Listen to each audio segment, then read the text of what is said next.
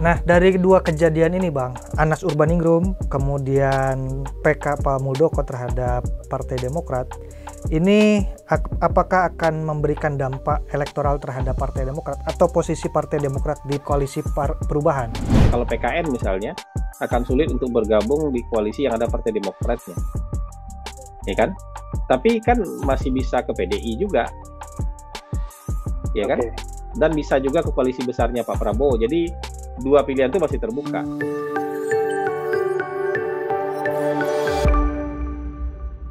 Assalamualaikum warahmatullahi wabarakatuh. Jumpa lagi dalam siaran mikrofon Hasan Nasbi.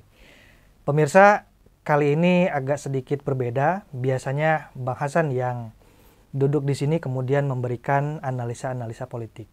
Namun kali ini saya hanya memberikan pengantar atau sebagai orang yang akan mengajak ngobrol Bang Hasan, yang kita akan tanya langsung Bang Hasan sedang berada di mana. Oke Bang, halo. Ya Bang, ini lagi di mana Bang? Baru landing di Tokyo ya. Tadi sore landing di Tokyo. Sekarang udah sampai di hotel. Jadi apa? Lagi ada liburan keluarga aja di Jepang sampai tanggal 17 April gitu. Oke, lagi liburan di Jepang Bang ya. Iya, iya. Jam berapa Bang sekarang di sana Bang? Bedanya kira-kira 2 jam kali ya? Di sini lebih lebih dahulu 2 jam ya. Oke. Lebih dulu 2 jam, berarti berapa? Setengah 10 berarti ya. Sekitar jam setengah 10 lagi sekarang. Dingin banget berarti Bang ya? Ah, sebenarnya kan sudah musim semi, cuman malam masih lumayan dingin lah, masih di bawah 10 derajat. Hmm, Nah, sudah oke. musim semi kok, sudah bukan musim dingin lagi. Ini kan udah nggak Ya. ada salju kalau di Tokyo. Oke.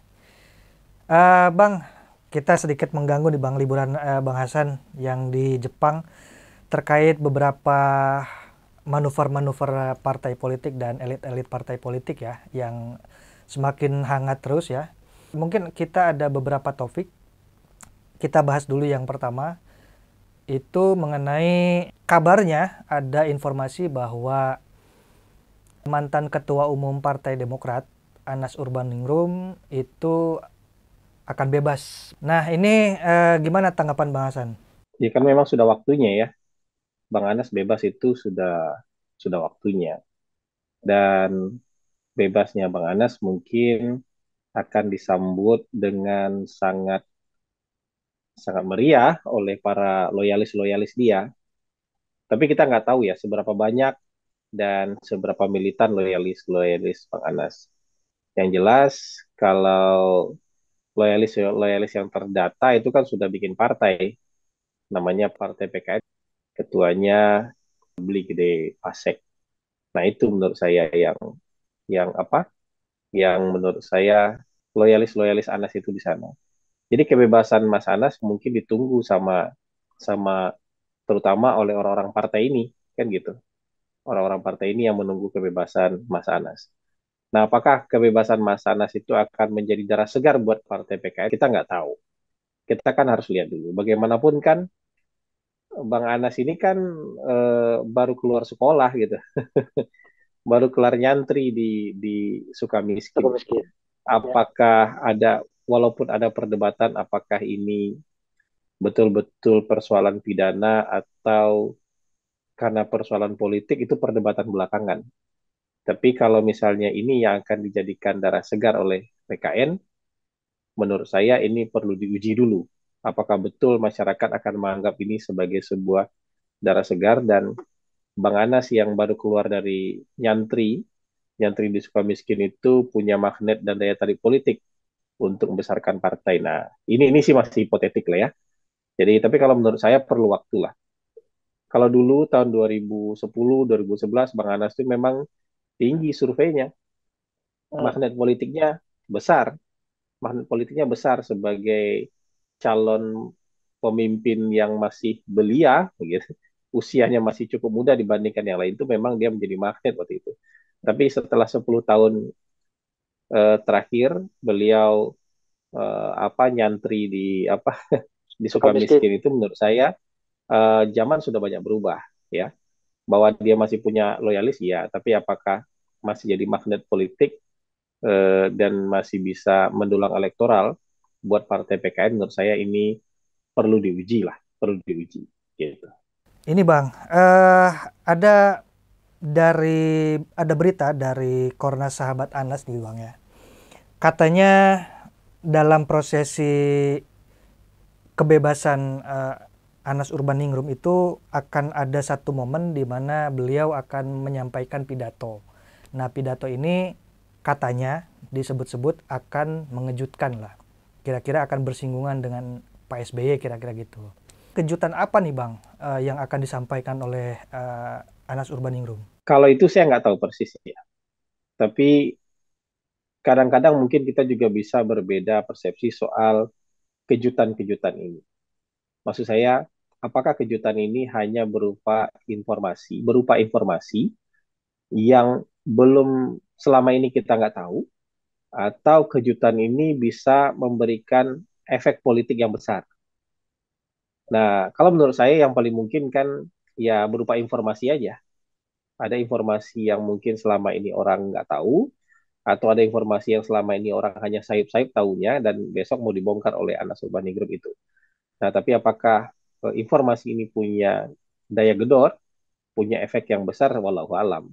Karena sebenarnya kan ada juga beberapa kali percobaan dari Anas Urbaningrum untuk bilang bahwa nanti akan ada kejutan, nanti akan ada sesuatu yang bikin peta ini berubah gitu. Nah, ini kan Hmm. selama ini kita juga belum lihat. Dan kalau sebenarnya mau memberikan kejutan bagi Pak SBY, sebenarnya dalam 10 tahun terakhir juga terbuka kesempatan untuk itu kan. Kan Hmm. penguasanya bukan Pak SBY lagi. Begitu Iya. 2014 Pak Jokowi naik kan sebenarnya ada kesempatan untuk memberikan kejutan itu. Bahkan kalau memberi kejutan menurut saya tidak harus setelah keluar dari penjara. Dari Hmm. dalam penjara pun bisa memberikan kejutan menurut saya kan gitu. Apalagi Bang Anas kan juga mengajukan PK kan ke Iya. Iya. ke Mahkamah Agung ya beberapa waktu Hmm. lalu mengajukan PK. Jadi kita nggak tahu mungkin kejutannya itu berupa pidatonya kah atau berupa informasinya kah, tapi menurut saya bukan sesuatu yang akan memberikan dampak yang besar mungkin ya. Hmm. Kalau itu sih masih kita inilah masih harus kita lihat dulu lah. Apakah akan memberikan dampak yang besar terhadap politik Indonesia atau memberikan dampak yang besar terhadap Partai Demokrat misalnya, itu walau alam. Kita belum tahu itu. Sama sekali saya juga clueless, belum ada clue-nya apa yang mau dibuka oleh Hmm. Bang Anas soal ketika dia dibebaskan besok. Memang ada beberapa sedikit cywar lah kira-kira gitu antara Ketua Umum PKN Gede Pasek dengan Ketua Bapilu gitu ya, Pak Andi Arief, mengenai siapa nih yang duluan yang harus minta maaf. Apakah Anas ke Pak SBY atau sebaliknya Pak SBY ke Anas kalau menurut Ketua Umum PKN. Nah, ini cywar-cywar ini apakah bagian dari yang akan disampaikan oleh Anas Urbaningrum besok atau gimana Bang? Ya, kalau menurut saya ya, kalau Bang Anas mau berbalas pantun dengan Pak SBY itu pasti seru. Pasti Hmm. seru. Karena pasti masing-masing itu punya, kan pernah punya kedekatan. Dan punya kartu as masing-masing lah. Kalau Hmm. berbalas pantun. Ya, kalau berbalas pantun, kemampuan diksi Anas Urbaningrum itu juga bagus untuk berbalas pantun dengan Pak SBY. Hmm. Hmm. Dan ketika misalnya dia keluar, kemudian dia mau jabanin Pak SBY berbalas pantun tentang banyak hal nanti, dan kalau juga dibalas-balas oleh orang Demokrat, itu menurut saya akan lumayan seru politik Indonesia. Tapi ya sekedar seru-seruan begitu aja. Jadi apa yang disampaikan oleh Bang Anas mungkin nanti akan diambil dan ditangkap dengan penuh gembira oleh orang-orang yang tidak suka dengan Pak SBY, Hmm. Hmm. yang tidak suka dengan Partai Demokrat gitu, atau yang tidak suka dengan Anies Baswedan gitu. Karena Demokrat sekarang lagi dukung Anies Baswedan kan gitu. Jadi menurut saya kalau berbalas pantun itu sangat mungkin terbuka. Kalau tadi kan kita nanya kan persoalannya ada kejutan apa enggak. Kalau kejutan saya nggak tahu. Kejutan Hmm. apa yang masih bisa dibuka. Tapi kalau berbalas pantun ini kan soal perasaan. Soal perasaan, kalau Bang Anas, saya yakin Bang Anas itu merasa dizolimi dalam 12 tahun terakhir lah. Dalam 12 tahun terakhir itu dizolimi. Dan dia harus mendekam di Sukamiskin itu bukan murni karena persoalan hukum, tapi karena persoalan politik kan gitu. Nah, perasaan 12 tahun dizolimi ini kan nggak mungkin keluar kemudian dalam keadaan baik-baik aja kan gitu. Walaupun sekarang misalnya, iya siapa yang harus minta maaf? Itu kan debat kusir aja Bang Anas. Kalau Andi Arief bilang Bang Anas yang harus minta maaf. Hmm. Kalau Gede Pasek bilang SBY yang harus minta maaf. Nah, ini namanya debat kusir aja. Yang harus kita nikmati nanti itu bukan bukan debat kusir siapa yang harus minta maaf duluan, tapi berbalas pantunnya apa aja isinya, isi berbalas pantunnya nanti kan gitu. Nah, menurut saya itu yang akan serunya tuh di sana. Tapi apakah itu akan memberikan efek politik yang besar itu saya nggak tahu. Ini kan cuman menurut saya levelnya seru-seruan aja, Oke. level seru-seruan aja gitu. Jadi Hmm. bukan sesuatu yang akan memberikan efek politik besar menurut saya. Dengan posisi Pak Anas Urbaningrum yang sekarang akan bebas, Bang, katanya dia akan diberikan karpet merah lah di PKN. Apakah tidak sebesar ketika beliau menjadi Ketua Umum Partai Demokrat? Ketika dia keluar, magnetnya itu tidak sebesar dulu ketika dia menjadi Ketua Umum Partai Demokrat, Bang. Ya ini kan kalau alumni-alumni HMI itu sama dengan alumni kami lah ya. Kalau mereka berombongan, berkelompok masuk dalam sebuah partai, itu dia bisa kuasai itu partai. Anak HMI itu kalau berombongan masuk partai, Partai Golkar aja bisa mereka kuasai. Jadi kalau berombongan masuk Partai Demokrat bisa mereka kuasai. Artinya partainya sudah established, sudah besar, dan mereka masuk ke dalam partai itu bisa dikuasai. Begitu juga anak kami gabung di PKS, PKS bisa mereka kuasai kan gitu. Tapi kalau membuat partai sendiri, nah membuat partai sendiri itu belum tentu, belum teruji lah. Karena kalau partai itu kan tidak hanya sekedar kemampuan organisasi, tapi juga ada kemampuan untuk mendapatkan massa. Itu kan dua hal yang berbeda. Itu sama kayak ada teman-teman saya yang profesional, itu kalau jadi CEO hebat banget. Dia hebat jadi CEO karena dia menjalankan perusahaan orang. Dia memutar uang orang. Tapi ketika Hmm. dia keluar dari perusahaan, bikin perusahaan sendiri, itu nggak hebat ternyata. Gitu. Iya, nggak hebat ternyata. Bahkan banyak yang gagal gitu loh. Nah, menurut saya logikanya mirip-mirip kayak gini. Jadi kalau dari organisasi kemahasiswaan ini, apalagi ekstra kampus, kalau Ah. mereka masuk ke dalam sebuah partai yang sudah established, mereka masuknya sama-sama, partai itu bisa mereka kuasai. Tapi Hmm. kalau mereka keluar dari partai itu, bikin partai sendiri, nah ini perlu ujian nih, perlu Hmm. diuji dulu nih. Tapi tebakan saya nggak akan terlalu berhasil lah. Karena tidak hanya skill organisasi yang dibutuhkan di sana, tapi juga skill skill bagaimana mendapatkan suara, skill bagaimana mendapatkan perhatian publik, skill bagaimana mendapatkan dukungan masyarakat. Itu totali berbeda dengan mengurus organisasi. Jadi kayak gitu. Bedanya di sana. Itu kan di satu sisi Anas yang akan bebas ya, mantan Ketua Umum Partai Demokrat. Kemudian di sisi yang lain, itu Partai Demokrat juga sedang tidak baik-baik saja. Artinya ada persoalan hukum lah yang masih berlanjut dari pengajuan peninjauan kembali mengenai siapa yang sah, Partai Demokrat versi KLBK atau Partai Demokrat versi AHYK. Nah ini gimana tanggapan Bang Hasan? Kalau itu menurut saya sebaiknya dihentikan saja ya. Dihentikan sajalah. Upaya Pak Muldoko itu di ujungnya nanti akan bikin malu presiden. Kalau misalnya Pak Muldoko berhasil, itu presiden akan jelek juga namanya karena dianggap mengambil punya orang. Apalagi kalau gagal. Kalau gagal itu Pak Presiden dituduh menyuruh kepala stafnya mengambil punya orang dan gagal. Jadi gini, yang perlu dipahami soal Partai Demokrat ini kan secara hukum, badan hukumnya di tangan Pak SBY dan keluarga. Ya, secara sosiologis, secara sosiologis semua orang mengakui bahwa partai itu milik Pak SBY dan keluarga, dan itu yang diakui hari ini. Secara politik, seluruh elit politik juga ngakuin partai ini milik Pak SBY dan keluarga. Jadi sebenarnya dari segala sisi, seluruh publik mengakui partai ini milik Pak SBY dan keluarga sejauh ini. Nah kalau misalnya tiba-tiba ada kepala staf presiden mau ngambil alih partai ini dengan cara apapun, dengan cara kongres luar biasa lah, dengan cara maju lewat pengadilan lah. Menurut saya kan ini kayak mau ngambil rumah orang. Terlepas apakah kita setuju atau tidak dengan sistem kepartaian hari ini yang memungkinkan keluarga-keluarga memiliki partai, itu urusan lain.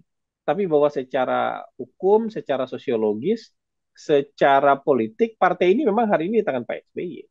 Sama kayak kita bicara Partai Demokrasi Indonesia hari ini di tangan Ibu Mega. Partai Nasdem hari ini itu di tangan Pak Surya Paloh.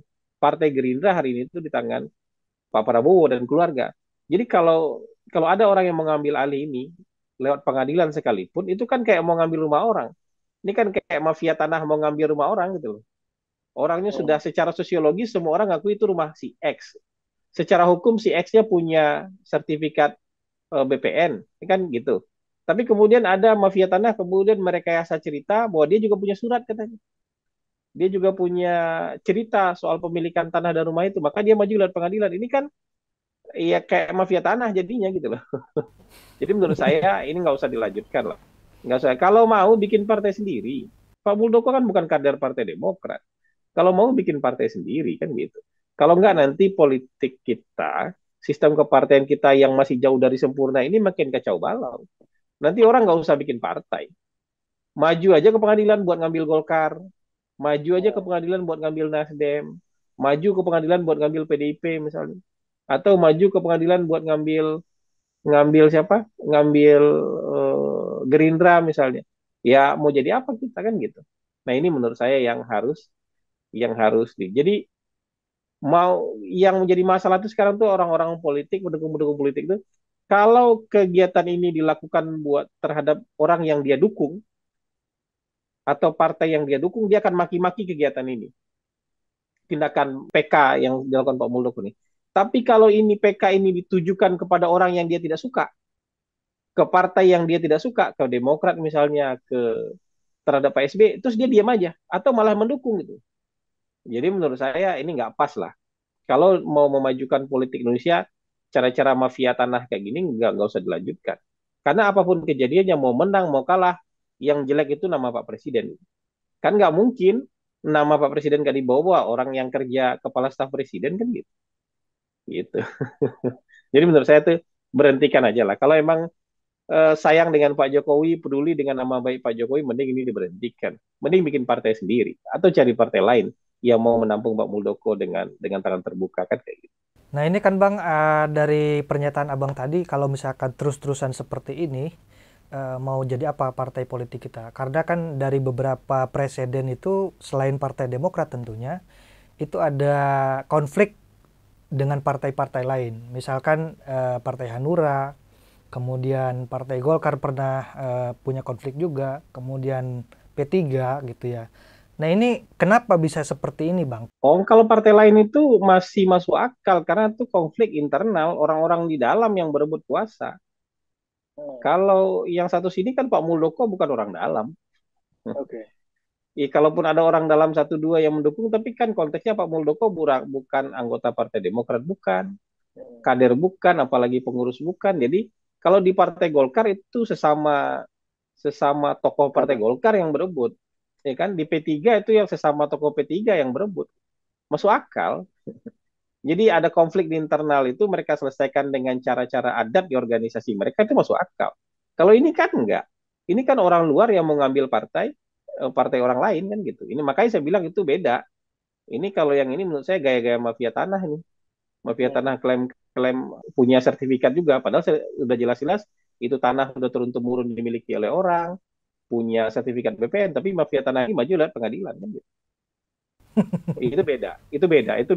Itu berbeda lah, nggak akan bisa disamakan dengan konflik internal dengan partai lain. Ini bukan konflik internal, ini menurut saya itu ngerampok partai orang gitu. Nah dari dua kejadian ini Bang, Anas Urbaningrum kemudian PK Pak Muldoko terhadap Partai Demokrat, ini apakah akan memberikan dampak elektoral terhadap Partai Demokrat atau posisi Partai Demokrat di koalisi perubahan? Kalau di koalisi perubahannya kita nggak tahu lah, itu karena itu proses yang berbeda. Tapi kalau apa yang dilakukan oleh Pak Muldoko menurut saya akan memperkuat Partai Demokrat. Ya, soliditas, militansi, dan persepsi publik terhadap Partai Demokrat itu akan jadi jauh lebih baik kan gitu. Ya kan? Akan militansi kader akan jauh lebih kuat. Soliditas organisasi yang hari ini di bawahnya AHY akan jauh lebih kuat menurut saya kan gitu. Karena ya jelas-jelas ini rumah milik mereka. Kemudian diganggu oleh orang luar ya mau nggak mau mereka akan jadi semakin kohesivitas mereka tuh akan semakin kuat kan kayak gitu. Tapi kalau misalnya apa yang dilakukan oleh Bang Anas Urbaningrum itu hal yang lain lagi tuh. Kalau berbalas pantun ini kemudian secara naratif, secara narasi Bang Anas jauh lebih kuat dan lebih masuk akal buat publik, ya itu bisa mendowngrade Partai Demokrat. Karena di sana kan sasaran downgrade-nya itu kan nanti kalau Anas Urbaningrum itu kan bukan ke Partai Demokrat sebenarnya, tapi ke simbol sentral di Partai Demokrat yaitu Pak SBY kan gitu. Jadi itu ini kalau yang dilakukan oleh Pak Muldoko itu sebenarnya akan positif buat Partai Demokrat dari sisi persepsi publik, dari sisi soliditas partai, dari sisi militansi kader. Tapi kalau yang dari Anas Urbaningrum menurut saya itu secara perang opini gitu ya. Anas Urbaningrum itu kan juga jago diksinya, jago tuh bermain narasinya. Jadi kalau dia sudah keluar dan lebih bebas nanti ya berbalas pantunnya itu harus diwaspadai. Jangan sampai orang-orang emosional kayak Andi Arief kayak gitu-gitu yang maju ngelawan Anas Urbaningrum jadi tewas Partai Demokrat kan gitu. Gitu. Jadi itu nggak seiring sejalan itu. Nggak seiring sejalan itu tuh berbeda jalan itu. Satu lagi Bang mengenai Anas Urbaningrum ini dan PK-nya Pak Muldoko. Nah ini kan dari partai-partai non parlemen ini kita lihat manuver-manuvernya itu sudah mendekati Pak Prabowo ya, beberapa kali bertemu dengan Pak Prabowo. Ada bahkan menyatakan dukungannya terhadap koalisi besar. Salah satunya itu di dalamnya itu ada Pak Prabowo. Ada PSI, kemudian kemarin Perindo, Ketua Umum Perindo itu bertemu dengan Pak Prabowo. Apakah misalkan dari partai baru seperti PKN ini juga akan ikut ke dalam arus besar koalisi besar ini? Bisa jadi. Bisa jadi, tapi kan pilihannya tidak hanya koalisi besar ini. Mereka mungkin akan sulit untuk, kalau PKN misalnya, akan sulit untuk bergabung di koalisi yang ada Partai Demokratnya. Ya kan? Tapi kan masih bisa ke PDI juga. Ya kan? Dan bisa juga ke koalisi besarnya Pak Prabowo. Jadi dua pilihan itu masih terbuka. Dan sampai hari ini kita belum lihat tuh arah mereka mau kemana, saya sih belum bisa baca. Ya jadi kan dalam politik ini tuh yang bisa kita baca tuh bukan yang kayak main sulap gitu loh tebak-tebakannya. Jadi ada dulu apa fakta-faktanya, ada dulu gejala-gejalanya, ada dulu statement-statementnya, baru kita bisa baca arah mereka kemana. Kalau hari ini menurut saya yang jelas mereka nggak bisa bersama koalisi yang ada Partai Demokratnya kan gitu. Kalau PKN ini. Tapi kalau bersama Prabowo menurut saya terbuka lebar. Bersama PDIP pun menurut saya masih terbuka. Yang nggak bisa kan hanya ke koalisi yang ada Partai Demokratnya itu aja. Lagi pula hari ini yang apa partai PKN ini kan sebenarnya belum betul-betul dihitung dalam konteks pilpres. Karena kan nggak punya hak untuk mengusung. Dia kan nggak punya hak untuk mengusung. Dia kan walaupun aneh tapi kan aturannya sudah ditegakkan kan. Jadi hak untuk mengusung itu adalah berdasarkan perolehan suara di tahun 2019. Nah PKN nggak ada suaranya tahun 2019, jadi nggak punya hak untuk mengusung kan gitu. Jadi ke sana menurut saya itu. Kalau arah dukungannya menurut saya kayak gitu aja bacanya dengan sederhana. Nggak mungkin ke koalisi perubahan selama Partai Demokrat dari koalisi perubahan kan gitu. Baik, terima kasih Bang Hasan. Pemirsa, demikianlah ulasan menarik dari Bang Hasan. Semoga menjadi referensi politik bagi Anda.